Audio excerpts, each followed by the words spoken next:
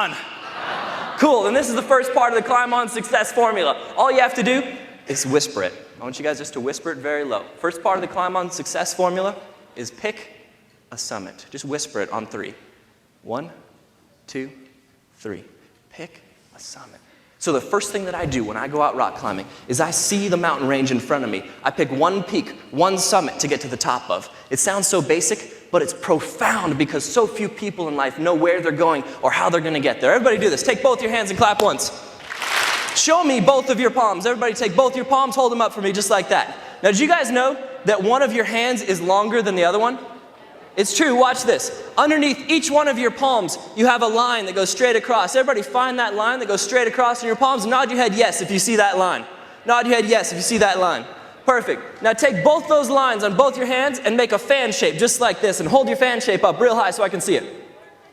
Now take that fan shape, roll your hands together, and you're going to see that one of your hands is just barely longer than the other one.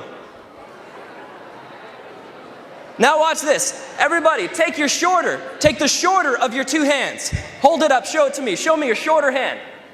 Now everybody, look at your hand, square in the eye, and say this after me. Hand, get bigger. You're a wuss, but now you're gigantic. You are huge. You are bigger than my other hand. I can feel you, mammoth. Now watch this. Take both those hands, line those 2 lines up one more time. Make that fan shape. Roll your hands together and look at how that hand grew.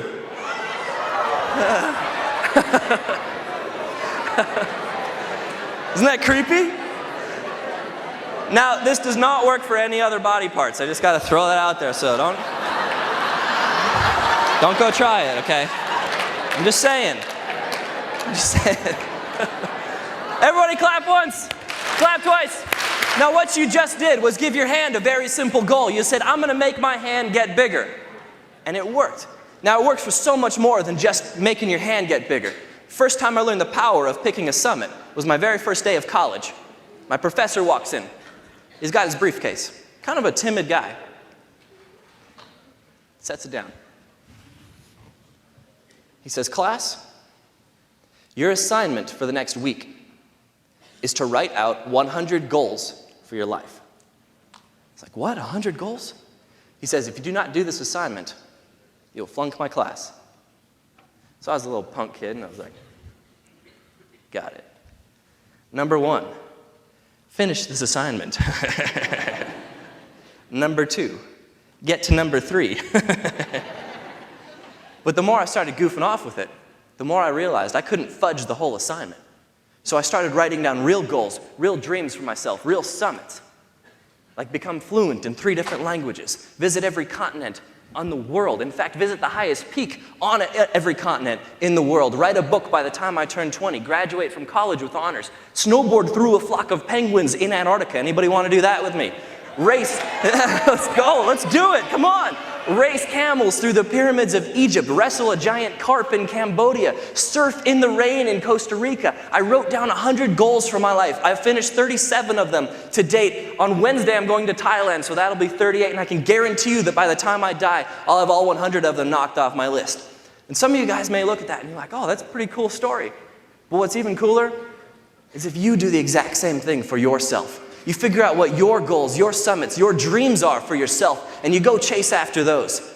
So my challenge to you is to come up with 25, 50, 100 goals for your life. Summits, write them down clear on paper. In fact, you know, does anybody here know how to make a flea circus? Nobody? Here's how you do it.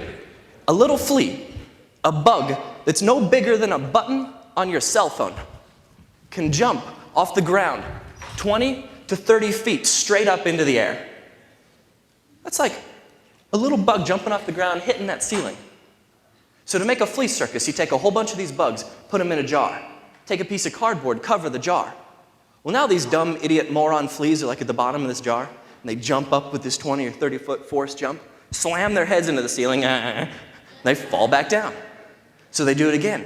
Bottom of the jar, jump up, 20-foot force jump, slam their head into the ceiling, fall back down. They do this for about a week, until sooner or later the bug, the flea, starts to associate, or starts to connect pain with jumping high. So you take these fleas, dump them out of the jar. For the rest of their lives, those fleas will only jump however high that piece of cardboard was set. And before you look at the flea and you're like, ha ha, stupid flea. Before you do that, think about how it applies to us. Because do you remember when you were a kid and anything was possible? It's like one day you're going to be a firefighter, the next day you're going to be a policeman, then you're going to be an astronaut, you're going to fly to the moon, the day after that you're going to be in this incredible rock and roll band. Do you remember how fun it was to dream like that? I don't know about you, but I don't think that we dream like that anymore.